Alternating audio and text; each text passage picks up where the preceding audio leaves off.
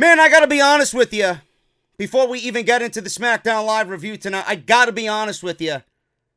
After 3 Blue Thunder bombs from Sami Zayn, and you guys know if you've been watching me for any amount of time, you know how much I love Sami Zayn's Blue Thunder bomb.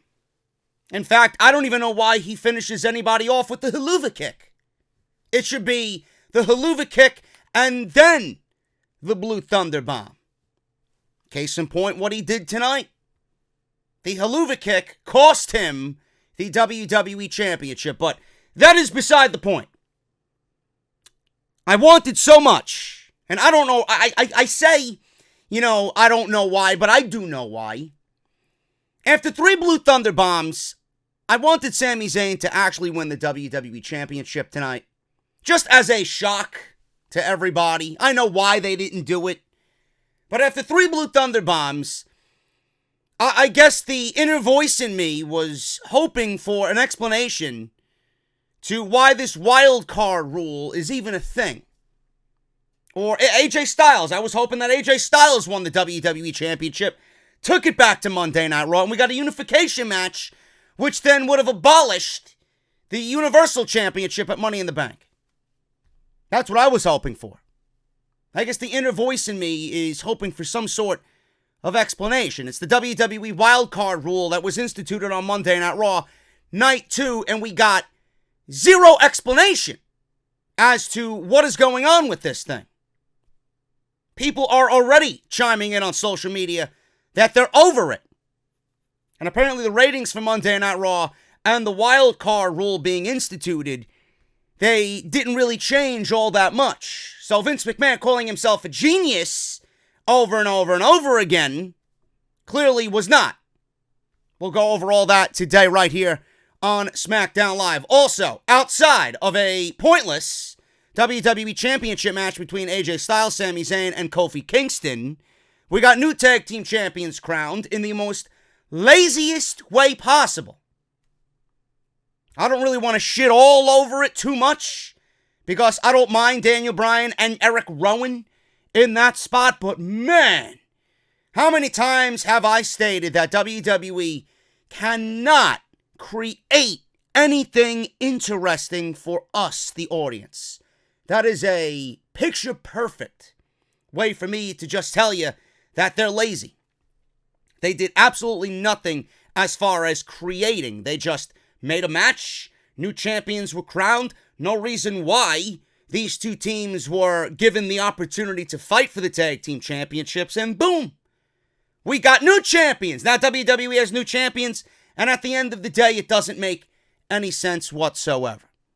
So we're going to go over all that and talk SmackDown Live tonight right here on the podcast, man. Thank you guys so very much for joining me here tonight. If you missed anything that I uploaded on the channel, Monday Night Raw, we talked about a show that was just as bad, if not worse, than last week, Night 1 of the wild card rule instituted by the self-proclaimed genius of WWE, Vince McMahon. We talked about that. Thank you guys for over 2,000 likes in less than 24 hours and almost 40,000 views in less than 24 hours, man. You guys are absolutely beast.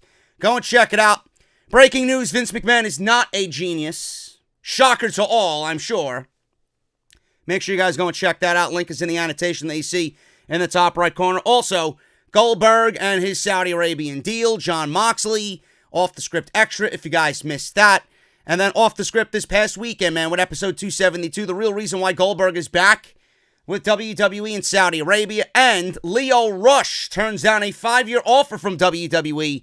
Tells them to release him so he can show them what he can do on the indies. Everything you might have missed on the channel, linked in the annotation, that little eye that you see in the top right corner of the screen.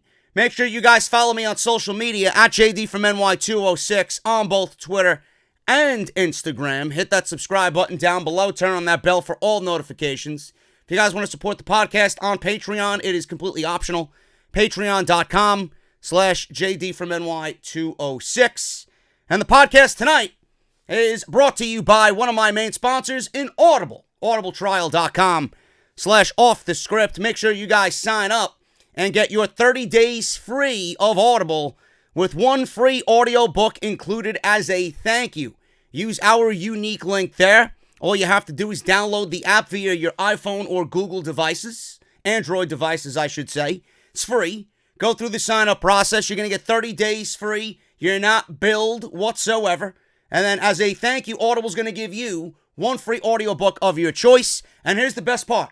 If you guys don't like Audible service, if you don't want to stay on, you can cancel it anytime in the 30 days and get to keep your audiobook for free no matter what. audibletrial.com/offthescript. SmackDown Live started off tonight in AJ Styles, because why the hell not? Why the hell not? WWE wants to push this wild card rule. Roman Reigns isn't there. He's overseas early for the WWE European Tour. Finn Balor is over there early. Seth Rollins is over there early. So why not AJ Styles to open up SmackDown Live? His music played. They went into their cringe-like commentary. Look who's back. Look who's back. No reason given as to why AJ Styles was there or who chose him to be there or how these decisions are being made.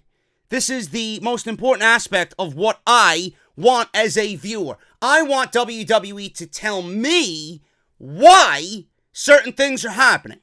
They failed to do that. Graves actually said they missed him. I miss him too. Can we trade him back to SmackDown for Roman Reigns? Because anywhere Roman Reigns goes, boredom soon follows.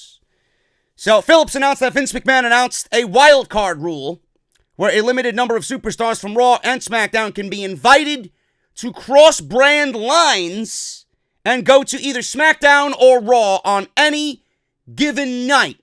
He said it was due to Roman Reigns defying WWE management's orders. So I guess we have Roman Reigns to thank for this illogical fucking garbage. Just another thing to add on top of his resume for things that we don't like about Roman Reigns. So, as I stated before, AJ Styles came out. No explanation given as to why he was there or who chose him to be there. They didn't do anything different than what they did on Monday Night Raw. There apparently feels like there's no brand split. There's absolutely no feeling of a brand split whatsoever. And I mentioned this on Monday Night Raw review, and this is going to reveal itself over the coming weeks. I don't know if you guys picked up on what I stated, but it's going to reveal itself very, very shortly. The more this goes on, the quicker we will see it. This shakeup, this wild card rule, this imaginary line that there's no brand split anymore. And I got news on why they instituted this wild card rule. Apparently, Fox and USA do not want the brand split instituted anymore. They want to get rid of the entire Raw and SmackDown brand split. How many superstars are going to take advantage of this wild card rule? Is that going to mean that everybody on the roster can show up whenever they want? Or is it just going to be the situation in which only the top guys come to Raw and SmackDown? Because who the fuck is going to watch a show and want to see Kurt Hawkins and Zack Ryder show up on SmackDown Live? Why is WWE going to waste one of their 4 maximum that could show up on SmackDown Live with Zack Ryder and Kurt Hawkins, right? Why is anybody going to watch Raw to see Rusev on Monday Night Raw? Or any of the lower card guys on SmackDown Live? So what you're doing is you're pretty much setting a limit on who could be on Raw or SmackDown with this wild card rule. It doesn't apply to everybody. It's only going to apply to those who are deemed important. So how do you think that's going to feel if you're a Rusev or an undercard guy like that you're not going to be able to get moved over to Monday Night Raw and have a chance to build any particular storyline? It's always going to be the top guys to sell major stories to get the ratings up where WWE needs them to be before they move to Fox Sports in October.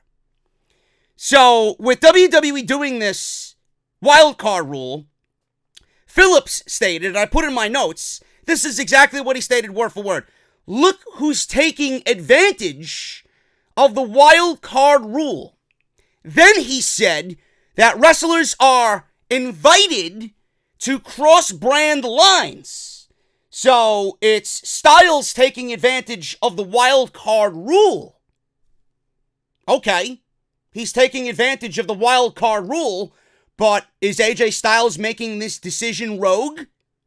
Is he making this decision for himself to show up? Because if AJ Styles is a Monday Night Raw guy and Tuesday is usually his night off, why would he want to come to work on a normal night if nothing is there that he has any business in? Who's making these decisions? If it's not AJ Styles, it's got to be someone in management. And if it's someone in management, who is it? Who is it? How are these individuals chosen on a weekly basis to show up on Raw or SmackDown? The why. This is the most important aspect of WWE programming. Why something happens. So we're all watching at home, and we see these guys randomly show up. It's as if it's a shakeup every single week. Just like the regular superstar shakeup. There was no rhyme or reason. There was no explanation. There was no reason for someone to show up, and then Tuesday the same thing happened. There was no explanation. There was nobody that was explained as the one choosing how these moves were made. How are these moves being decided upon? This is what I don't get. This is why I don't understand when people are watching the show. They don't question shit like this. It's simple. Give me the reason as to why these things are happening, and then maybe I won't complain as much as I usually do. There is no brand split. There is no brand split. So the WWE is pretty much getting rid of the brand split without actually getting rid of the brand split officially. This is WWE's compromise to Fox and NBC Universal because they don't want to get rid of the brand split for whatever reason. But it's eventually going to end up being that way because WWE has failed to create new stars, which is unbelievable in my eyes. WWE has failed to make top stars, household names, on Raw and SmackDown individually, so they're going to be forced to merge the rosters back together because everyone needs to work cohesively as a team to get the ratings back to where they need to be for Fox Sports. That's exactly what is going to happen. You're not going to get a 3 rating with this show on SmackDown Live on Friday nights. You're not. You're not going to get a 3 rating with this roster. You're not. I don't give a fuck what they do. It's too far gone. The damage has been done. Monday Night Raw, don't even get me started. That can't even break a fucking 2 rating. You're going to talk about 3 ratings on Monday nights? This is WWE's inadequacies. This is WWE's negligence on taking the cheap way out without really explaining anything by giving us shit that doesn't mean anything, that's worthless week by week. And again, what was the final thing? What was one of the main points? And I said it again at the end. What was one of the main points I said in my Monday Night Raw review?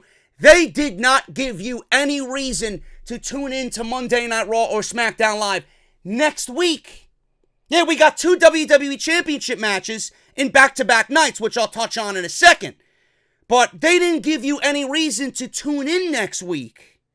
You could watch Game of Thrones. You could watch The Walking Dead when it was in its prime. When something happened at the end of the show and you're like, holy shit, man, what the fuck is going to happen next week?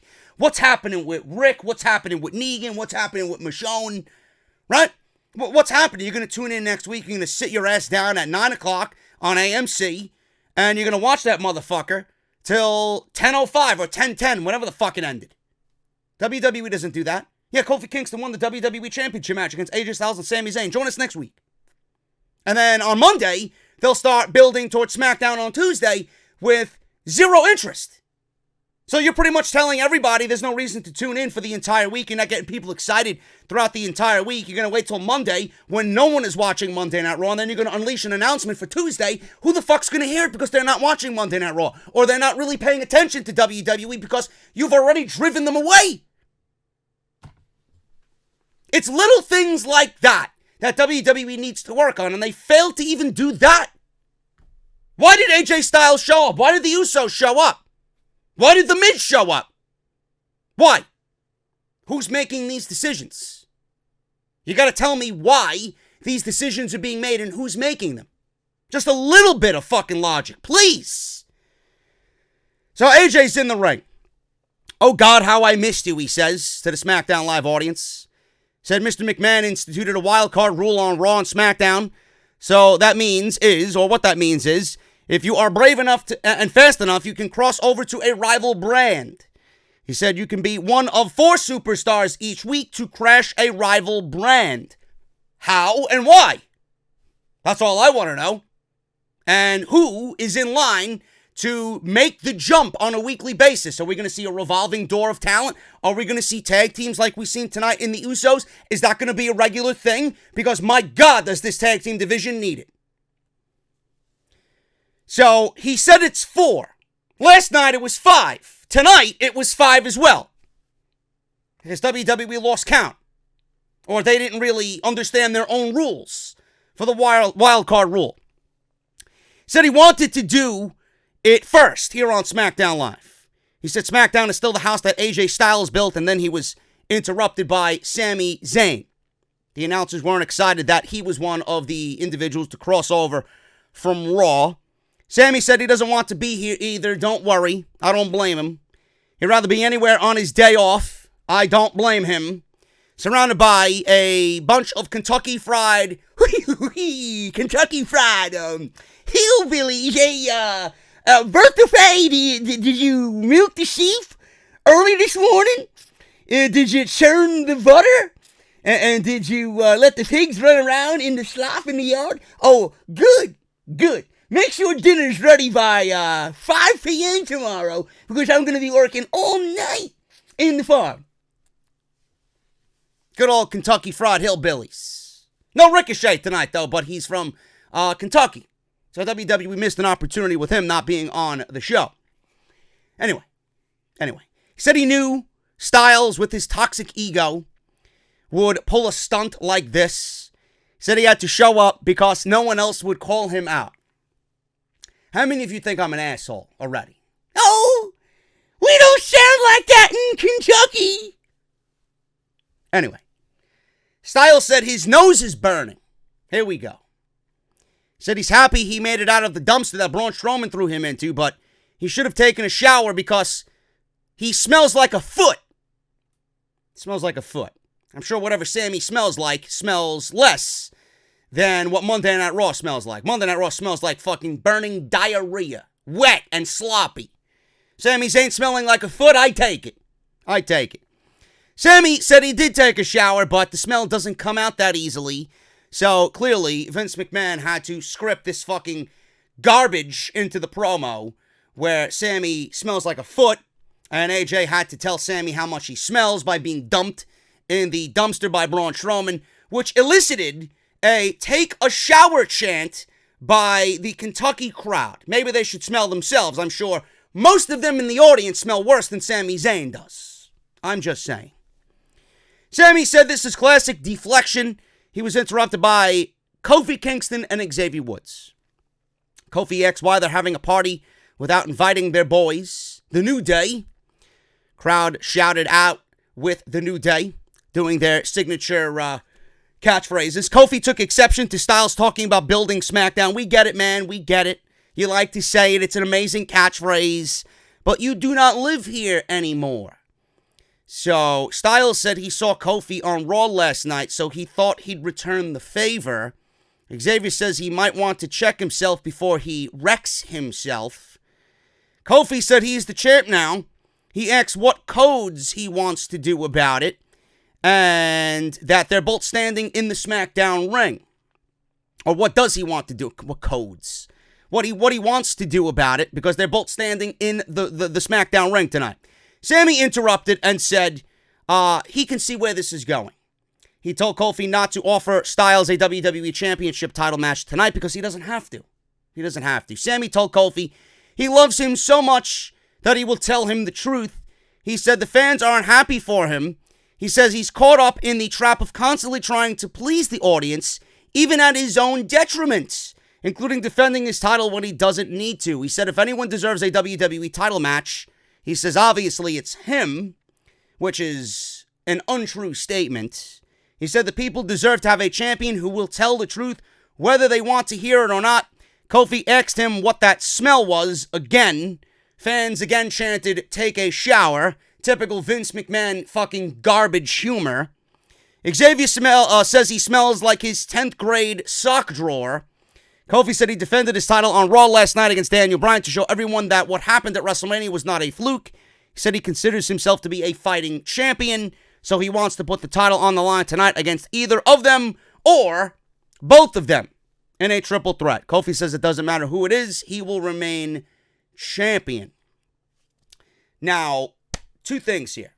Number one, I said it on Twitter, WWE desperate because they think a random WWE Championship match is going to be something that's going to garner ratings. First of all, the WWE Championship match that you booked in the opening of the show with absolutely no prior build whatsoever is not the way to go about things. If this was a title match that was booked in advance 2-3 weeks out and you built towards something like this in the main event that got people fucking excited about this on the show leading up to it, that's a different story. But the fact that you built this thing up in 10 minutes in the open of SmackDown Live doesn't do anything but show me how desperate you are by putting the company's biggest title on the line in the main event for a fucking ratings pop in the last hour.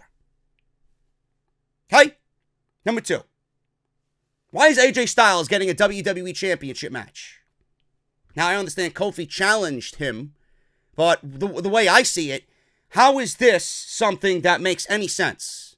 Sami Zayn comes out there proclaiming that he should be the WWE Champion and that it should be he gets the WWE Championship match tonight against Kofi Kingston. Why?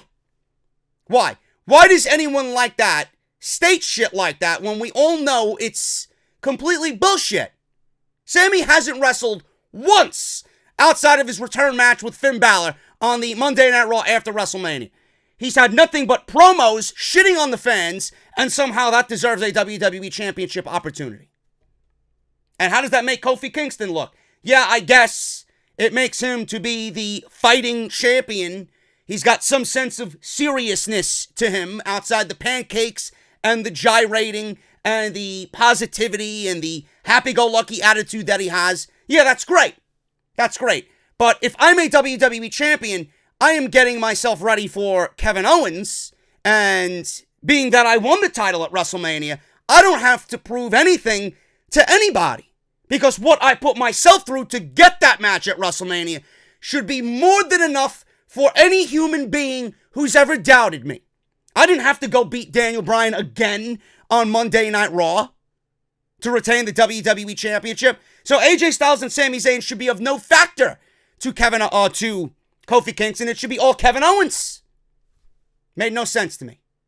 Made no sense. But WWE merely put this match on in the main event as a desperation move because they think that, oh, look, a WWE Championship match is on in the main event. Let me stick with this. Doesn't work that way.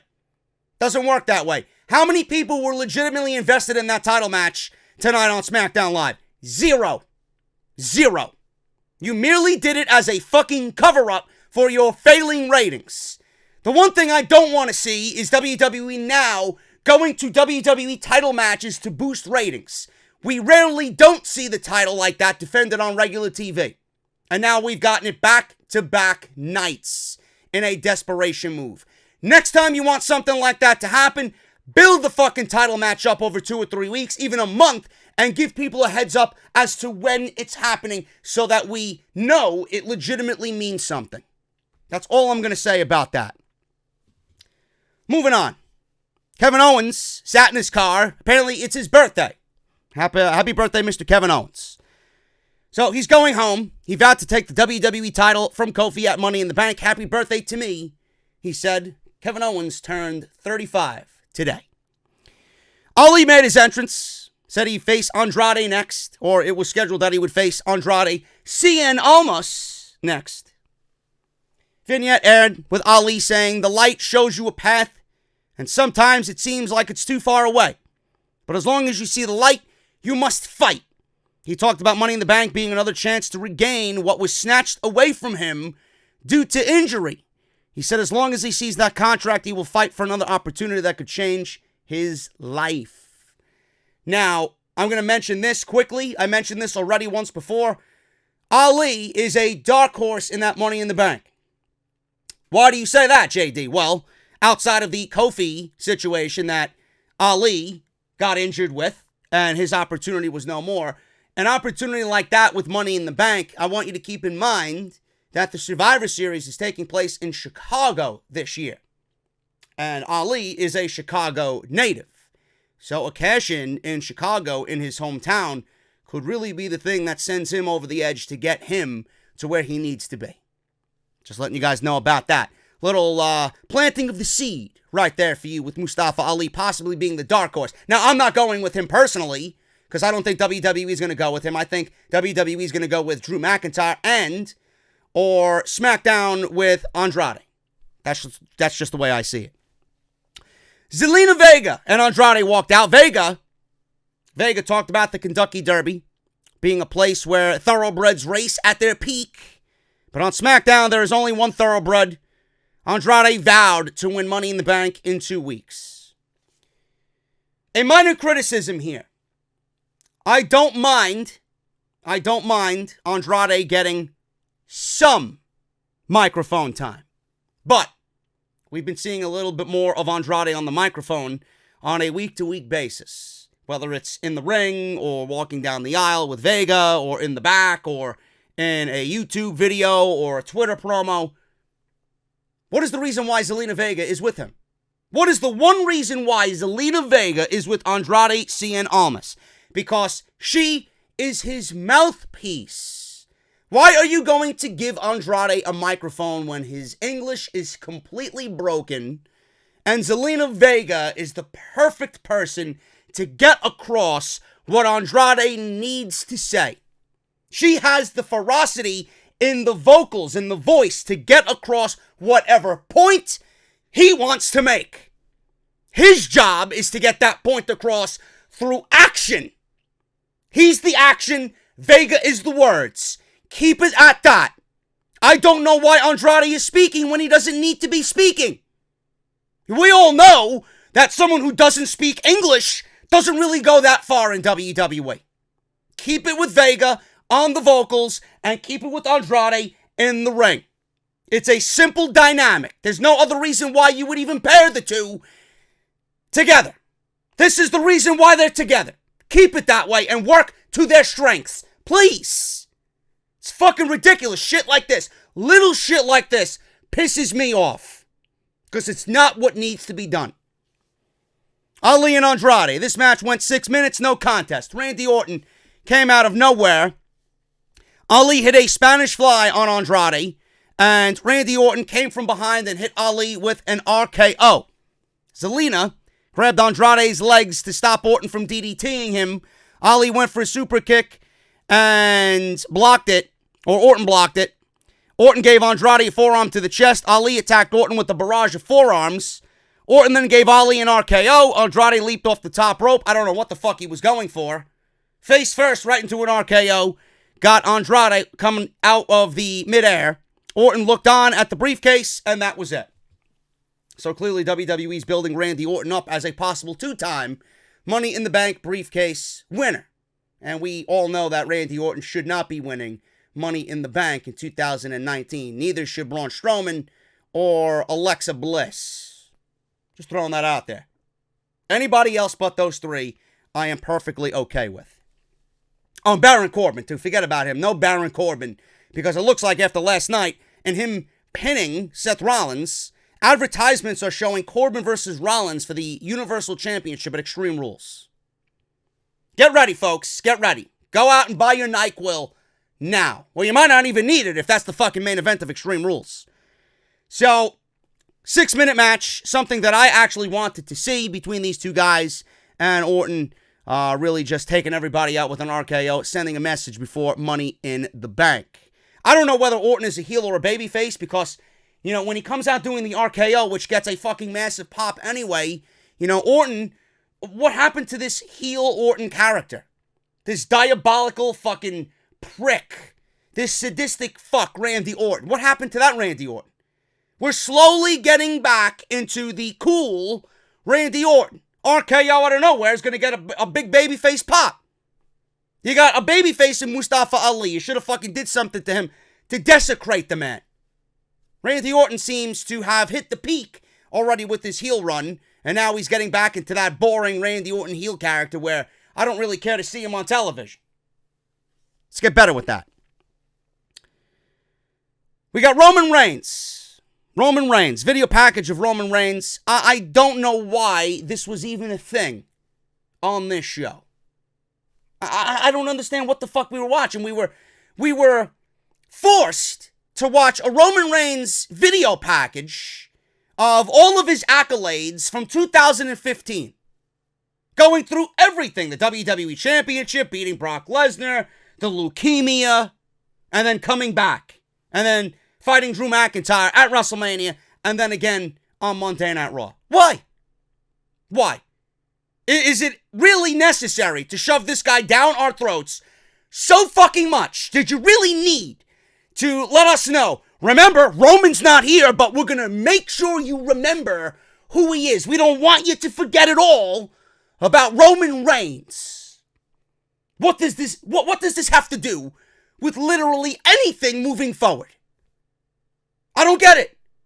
This came off, and I mean this wholeheartedly, this came off as management sucking this guy's cock so much that it physically made everybody sick. Complete fucking garbage. We don't need to see shit like this. And then you wonder why people pick up the fucking remote control and change the goddamn channel. I had the shit on mute. I don't give a fuck about Roman Reigns' journey. It's over. He's back. The only thing you should be concerned with is getting this man to where he needs to be and book him in the right position in the situation that you need to book him in moving forward. How many times are you going to dwell on the fucking past? You did it with Kofi, you did it with Becky, you did it with Roman. Enough! And then when people start to not give a shit about Roman, you can look back at this situation and realize why. Moving on. Shane McMahon comes out. Phillips says we're about to crown new SmackDown Live Tag Team Champions. What are we getting, folks? Are we getting a tournament with non-existent teams? Let's go Colognes. Sure, those titles would look good on the wall down at some fucking timeshare in some local tropical location. Or how about Heavy Machinery? How about them? Have they even made an impact at all on SmackDown Live following the shakeup? Not one fucking match. Where's Buddy Murphy? Speaking of not one match, where the fuck is Buddy Murphy? Why isn't Buddy Murphy on this show? Did you draft him to SmackDown Live? Or did he get lost on 205 Live? Or maybe he got so fucking scared about coming to the main roster that he decided to stay on 205 Live. I don't know. Buddy Murphy, one of the most talented guys on the entire fucking roster, not one match in 4 weeks. This is what we do? Or maybe, the fact that he's dating Alexa Bliss, or after rumors that I heard that their engagement is broken off, maybe you're punishing him for not treating Alexa the way that she should be treated. I don't know. Whatever the case may be, get the fucking man on the show. Shane's in the ring. And they re-showed the limo bullshit from Monday Night Raw with Shane getting attacked by a chair by The Miz when he escaped into the limo, fleeing in his limo. Shane criticized The Miz for hitting him with a steel chair. He asked what kind of human being does that. He used some big words and then said he remembered he's in Kentucky. I guess that means he thought people were too stupid to realize what he was saying, so he simplified his insult to disgusting. I don't remember what he used as far as a big word goes because I didn't write it down on my fucking notes. He vowed to win the cage match at Money in the Bank. Great. Shane then talked about and addressed the vacated tag team titles. He said that he had to decide who would be worthy of being SmackDown Live Tag Team Champions. He scoured the roster, and then it was staring him right in the face as he looked at the roster listing. I know he didn't look at the fucking legit tag team division because there really is nobody. You got the B team, which I honestly thought he was going to give the fucking titles to, being that he was working with them. You got Heavy Machinery. You got... Who else is there? The Colognes. And You could have given you could have gave it to the New Day. Kofi and Xavier are still legitimately a duo. Could have gave it to them. So who is it? Who is it? So he pointed at the stage, and out came Daniel Bryan and Eric Rowan. Eric Rowan, by the way, was wearing an Amon Amarth t-shirt. You want Vikings, look no further than Amon Amarth. Not really a big fan, never really was, but solid stuff. Solid stuff. So after Shane McMahon introduced the new tag team champions, quote unquote, Bryan and Rowan, out come Jimmy and Jey Uso. I wish they toned down the antics a little bit and get back to being a little bit more intense. You know, their attitude is really pushing the cringy line. I don't know what happened or what changed or when it changed, but the over-the-top antics, this comedic way that the Usos are going about themselves, tone it down a little bit, please. I want the Uso Penitentiary. I don't want the fucking Uso Comedy Club, okay?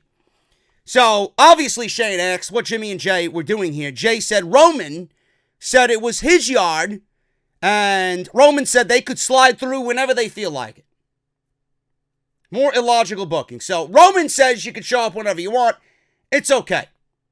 Roman is the Mr. Belding of SmackDown Live. He's giving you a free hall pass to do whatever the fuck you want. Unbelievable. No logic whatsoever. Jimmy said Shane's brilliant, innovative daddy created a new rule. Jimmy said they worked too hard to put the tag team division on the map to watch them just get handed to someone. Jey said Shane even earned the tag team titles when he beat them. Jimmy asked if he's really going to hand the belts over to Beavis and Butthead, Ren and Stimpy, or SpongeBob and Patrick. Great, now Vince McMahon knows his fucking cartoons. He knows his cartoons. I guess that's where he gets his fucking toilet humor from. Crowd popped for the SpongeBob reference. So Shane said that works for him. Said the match is going to happen right now, and he's going to enjoy watching Bryan and Rowan kick their asses all the way back to Raw empty-handed. So we get a match right here. Tag team titles, Bryan and Rowan versus the Usos for the vacant SmackDown Live tag team titles. One thing I don't want WWE to continue doing is being that these four men are in the ring. I think we went to a Finn Balor Twitter video. He was in his hometown. I'm assuming he's part of the European tour. On the way to the WWE European tour, he stopped home to visit friends and family. He was in Bray, County Wicklow, Ireland, and his promo came up on the screen while these four men were in the ring. So why do they have to watch a fucking promo of Finn Balor on the screen while they're getting ready or the bell's about to ring for a SmackDown Live tag team title match? You couldn't do this after the fucking match? You couldn't do this promo by Finn Balor before Shane McMahon got to the ring? I don't like that. It just doesn't really flow good with the rest of the show. I know you guys know what I'm talking about. It just seems completely out of place. He said that he is getting ready for the ladder match at Money in the Bank. He vowed to win and cash in. He will become the WWE Intercontinental and WWE Champion, which would be extraordinary. And he says he's going to be Finn Two Belts. Got a nice ring to it, he says. Sure. Daniel Bryan and Eric Rowan versus the Uso SmackDown Live Tag Team titles. This was actually a very good match. Bryan and Rowan win in about 12 minutes to become the new WWE SmackDown Live Tag Team Champions. There was a situation that happened at the end where I thought the Usos were going to win. They were about to go for the double splash. They hit the double splash, and Eric Rowan, of all fucking people, kicks out of the Usos' top rope double splash finishing move, and that was it. So, at the end of this thing, Usos hit stereo super kicks. Jey dove on top of Bryan on the outside. Then Jimmy landed a top rope splash on Rowan for the near fall, which I don't believe he kicked out of. Rowan blocked a double dive at ringside by the Usos, and he threw one of them into the ring post while Bryan threw the other one into the barricade, I believe. Bryan drop-kicked Jimmy. Jey took control in the ring against Rowan until Rowan caught him with the Iron Claw Slam and the win. And we have new tag team champions. Shane presented them with the tag team title belts. Phillips, obviously going on about how this is wrong and blah, blah, blah. I was thinking the same thing.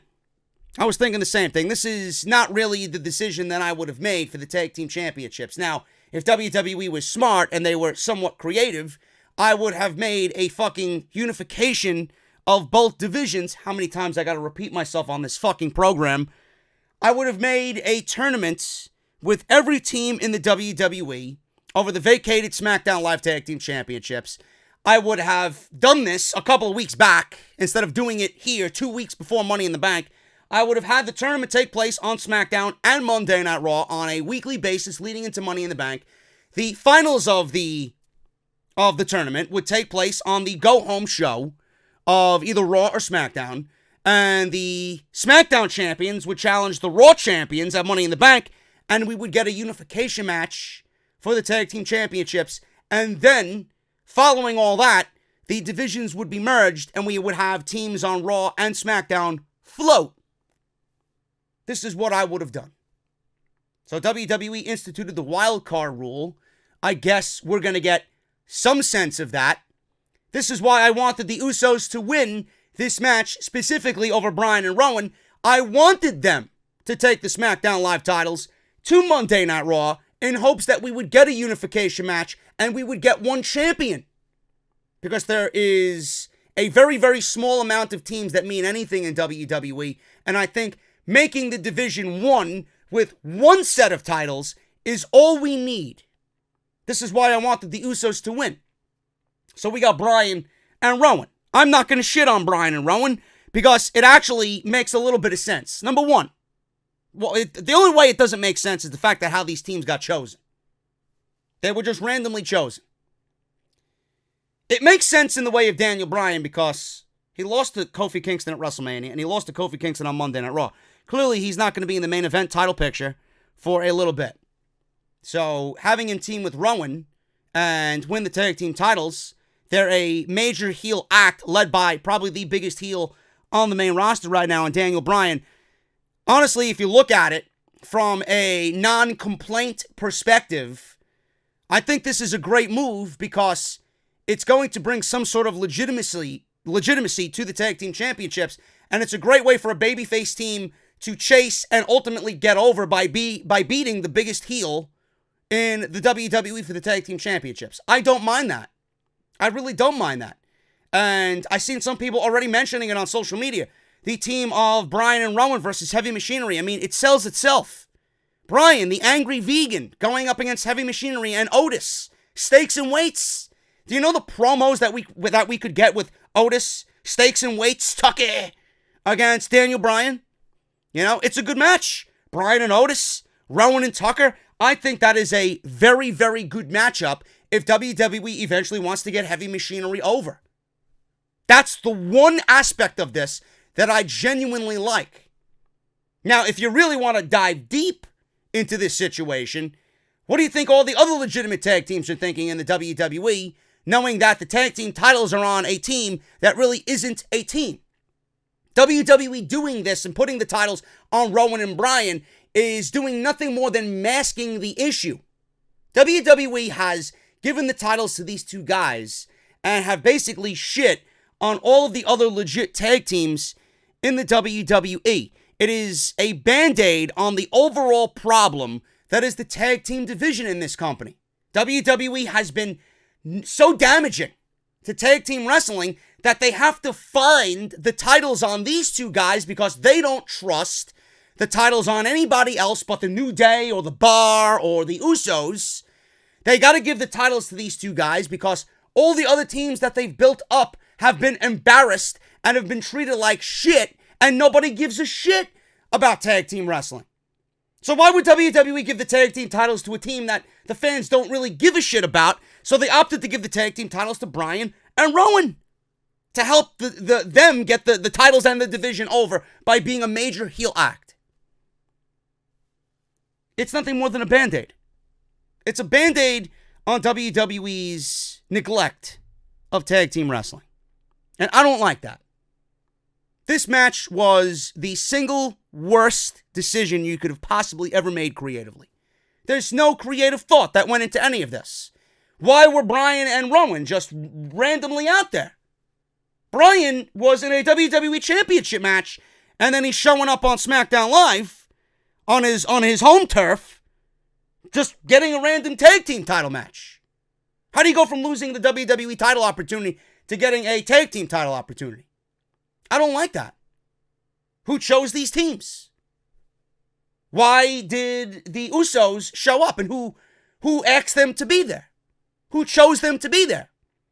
Roman says they could show up whenever they want, but isn't Vince McMahon the one in charge who told Roman not to show up on Raw? Isn't Roman the one who's defying the boss? Wouldn't Vince McMahon institute his rule over the entire roster? If the Usos are friends with Roman, couldn't Vince tell the Usos not to show up or ban them from the building?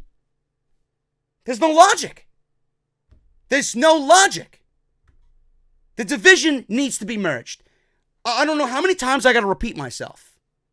This is a band-aid on the overall bleeding problem that is tag team wrestling in WWE. The Club, Heavy Machinery, the War Raiders, the Ascension, the AOP, and everybody else on that Monday Night Raw side, right? Legit tag team, the Revival.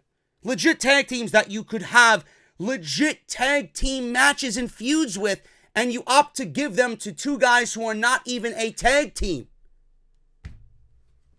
I don't know, man. Let me know how you guys feel about that. I like it because of what Bryan is going to do. Outside of that, I really don't know how else to look at it. Now, we went on from that to Shane supposedly talking about the Money in the Bank ladder match. He explained winning the Money in the Bank ladder match virtually guarantees you'll win a championship. He had some big explanation to make or some big announcement. We never got that announcement because The Miz came out and attacked Shane McMahon. And the B team, Bo Dallas and Curtis Axel, Shane's apparently hired gunman here, or henchman, attacked Miz. Shane then hit Miz from behind with a chair, left him lying on the stage, and that was it. So Shane got him some revenge from Monday Night Raw. So they did cut backstage after this attack on The Miz by Shane McMahon. They did cut backstage, and Bryan was telling Rowan that they are now the Planet's tag team champions, but we've got to fix these titles, meaning they got to go green with the titles. They got to go eco-friendly. Heavy Machinery then walked up to them. Otis, in a very serious tone, he wasn't playful or funny. Otis congratulated them and eyed the belts. Tucker whispered something to Otis, and I don't know what was going on there, but again, I think that is a fantastic match for WWE to possibly explore. If Heavy Machinery gets mixed in with Bryan and Rowan, and they eventually go over the eco-friendly tag team of Bryan and Rowan, I think that's a big fucking deal. You need to make big players in the tag team division. You need to make big players on the roster, period. There you go. I don't know why you wouldn't explore that at all. It is the right decision, especially on SmackDown Live. Now, I'd love to see this wild card rule implemented with more tag teams, like the Usos showed up. I guess we're going to have to embrace it. Like the Usos showed up on SmackDown Live. I'd like to see the War Raiders show up on SmackDown Live and challenge Rowan and Daniel Bryan. I'd like to see the Revival show up on SmackDown Live. That is a far-fetched statement. I might be living in fucking a dream world with that one, but I'd like to see it. I know they ain't going to be getting tag team title matches anytime soon. They'll probably be doing fucking ointment cream commercials for the rest of their fucking time in WWE. But you guys get my point. I want it to mean something if they are going to do this wild card rule. They don't need to work on the top acts all the time. You got enough top talent on these shows to get by with doing a move or two. Have it go into the tag team division more so than any other division. Have it go into the women's division from SmackDown to Raw, because Raw's women's division is fucking abysmal right now. That's where you need to focus your fucking attention. I just hope WWE knows what they're doing. Probably not. Ember Moon and Carmella versus Sonya Deville and Mandy Rose. Sonya Deville and Mandy Rose win this one. This was very quick. It ended in like 2 minutes. We're treading diva territory with these fucking match lengths. Mandy Rose finished Moon off with her, I don't know what she calls it, that face buster for the win. Ember Moon, man, I love Ember Moon. I really do. She deserves so much better. Someone mentioned to me on social media tonight when I mentioned that Ember Moon is so great. She deserves so much better. I hope she gets an opportunity. Someone told me, Ember Moon, I just don't see what anybody sees in Ember Moon, and she's got a shitty finisher. Clearly, the guy was delusional. And I respectfully replied to him, go back and watch her match with Asuka in 2017, SummerSlam weekend at TakeOver. I think the answer that you come back with me will be far different than the one you just gave me tonight. Mandy Rose. I like the pairing of Mandy Rose and Sonya Deville. And Mandy Rose, I'm telling you right now, I'm not a huge Mandy Rose fan, but I know when something is good, and I know when something is bad. Mandy Rose really hasn't done much of bad. She's been very decent. And legitimately, in my eyes, she's the only blonde that I could stomach on these shows. She's been getting better. She hasn't really done anything to say, I don't want to see this match, or I don't want to see her in the ring. She does what she needs to do. She's decent at it. She's great to look at. And there you go. Unbelievable. Blonde in WWE, I don't mind watching on WWE programming, where all the other blondes are sick and nauseating. Kayla Braxton interviewed Matt Hardy. Matt Hardy said Jeff will be back stronger than ever. R-Truth walked in, said he had something to say, and he forgot what he was going to say to Matt. Matt said, well, was it about Lars Sullivan? So Truth says, oh yeah, that's why I forgot. I don't want to remember. So Kayla then ends up running away. Matt turned around and said, uh-oh, it's him. And he attacked both Matt and R-Truth. He threw Matt into a doorway. I don't know where he went. Matt disappeared. R-Truth and Lars Sullivan started to fight in the back. Lars picked up R-Truth and powerbombed him through a table in the back by the interviewing area. And that was it. Aleister Black, in another promo here with the black backdrop, talked about sins and marks left upon themselves. He says he arrogantly sits before them as both their wrath and salvation. He said he must apologize to his opponents for his over-compensatory need to prevail at your expense. He said they are here, or he said they are the embodiment of the sins of which he speaks, and now he has revealed this part of himself. He must ask for forgiveness for his own sins.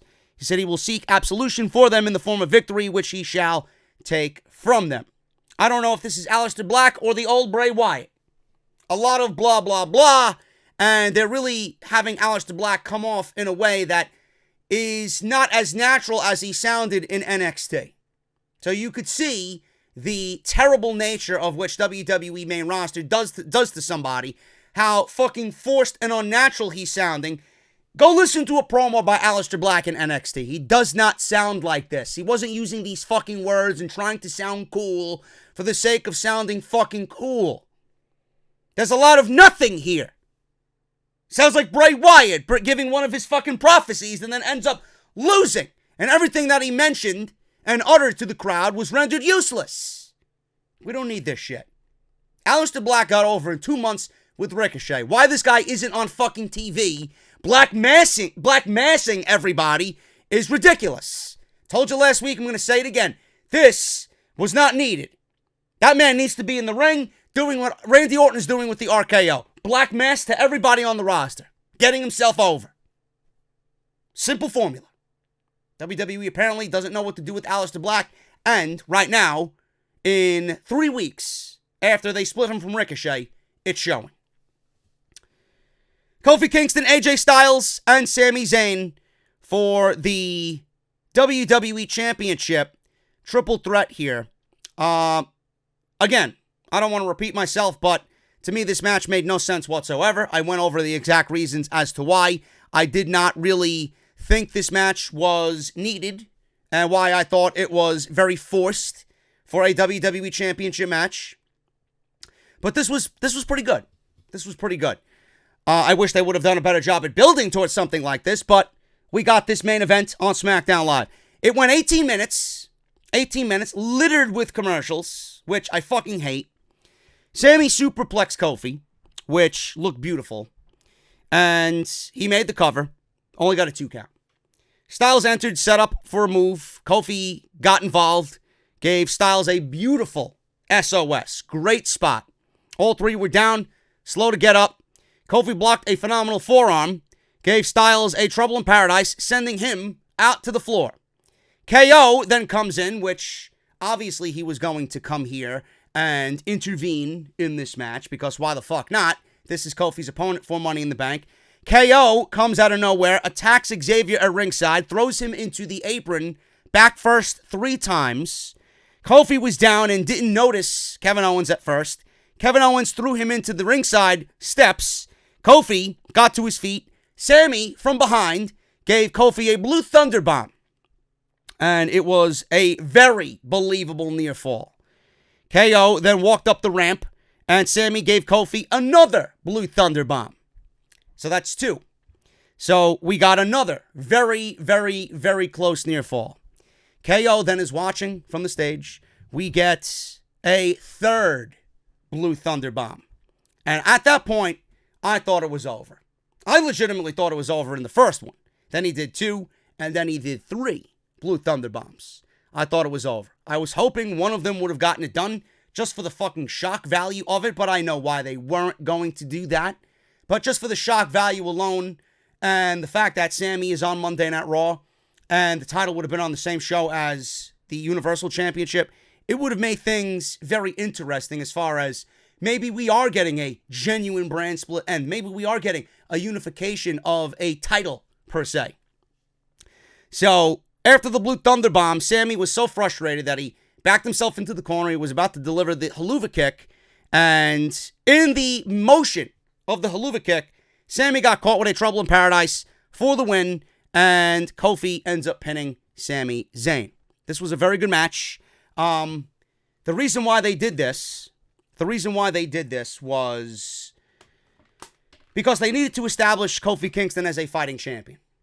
And even though it didn't make any sense, I understand WWE needed to make Kofi Kingston a fighting champion because at that point, he's got a Daniel Bryan title defense under his belt. He beat AJ and Sami Zayn in the same match, back-to-back nights, defending the title.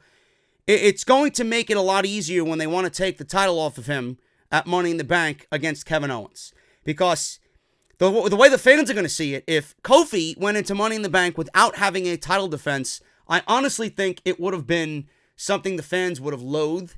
I think the fans would have been very upset that Kofi was nothing more than a transitional champion to get it on Kevin Owens. He didn't get a fair run with the title. Fans would have been very upset and very vocal about it.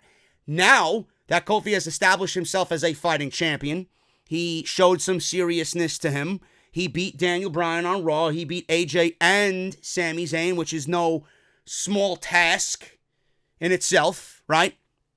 And he now has 2 title defenses. Now we can concentrate on Kevin Owens. And Kevin Owens, it's going to be easier for WWE to take the title off Kofi and put it on Kevin Owens at Money in the Bank. Simple as that. No matter how this didn't really make any sense with AJ and Sami getting a title match and, the desperation that WWE showed us by putting on a WWE title match on back-to-back nights, that's easy to pinpoint. We know that's the reason.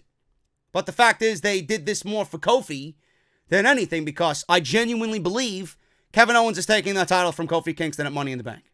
That's just the way I see it. So it's easier for them to do so while having Kofi beat top-tier talent on the way to Money in the Bank. Other than that, my problems with this wild card rule stand, everything that I mentioned in the beginning of this podcast is how I feel. I think people are genuinely tired of it. I don't think it's going anywhere. I don't think it's going to deliver the ratings that WWE expects it to deliver. They're having people show up on Raw and SmackDown Live and vice versa with no reason as to why they're there, no explanation as to who is making these decisions. And the talent that you've been using on Raw for all these months wasn't getting over with the audience to begin with. Same thing with SmackDown Live. So no matter when you switch them or if you switch them or how you switch them from brand to brand, it's not going to make any difference. We weren't invested in them then. We're not going to be invested in them now, being that they're showing up on different shows. That's just the way I see it. And WWE needs to garner a 3 rating before they get to Fox. Otherwise, when Fox gets a hold of WWE, either massive changes are going to happen at the request of Fox management and officials, or WWE is going to get canceled. WWE is going to get canceled off Fox, and the 5 years is going to be flushed down the toilet. I don't know what they're going to do or what they have to do, but right now, even with this show tonight, which was not good, it was not good. They need to work on a show that provides us with effort, with sense, and there needs to be some sense of continuing from week to week to week. We need to be invested in what we're watching. You got to get people excited to tune in to the following week. Deliver storylines with, the fans on the opposite end watching on TV. Invested in what's going on. Invested in what the story is. Wanting to see a character prevail over another character. Wanting to see a babyface conquer a heel. And vice versa. Being so invested in a heel that we can't wait until a babyface comes along to conquer said heel. WWE is not doing anything, any of the simplistic things that need to be done on a wrestling show. They're not doing any of it. It honestly feels like WWE is running around with their heads cut off. And I don't know how you have so much talent on this show and you legitimately don't know how to book it. I don't understand how it's this difficult. It really is a shame. It really, really, really is a shame. I'm getting out of here, guys. Thank you so very much for all your supports. If you guys missed anything on the channel, please go and check it. Raw, Off the Script, and Off the Script Extra this past weekend. Raw yesterday, of course, talking about night 1 of the Wild Card Rule. Make sure you guys go and check that out. Link is in the annotation that you see in the top right corner. audibletrial.com/offthescript. Follow me on social media, JD from NY206 on both Twitter and Instagram. Hit that subscribe button down below. Turn on that bell for all notifications. Patreon, if you guys want to support, patreon.com/JD from NY206. And I will see you all tomorrow night for NXT, man. A night during the week where things legitimately make sense. Until then, guys, hit that thumbs up, and I will see you all tomorrow night for NXT. I'll talk to you later.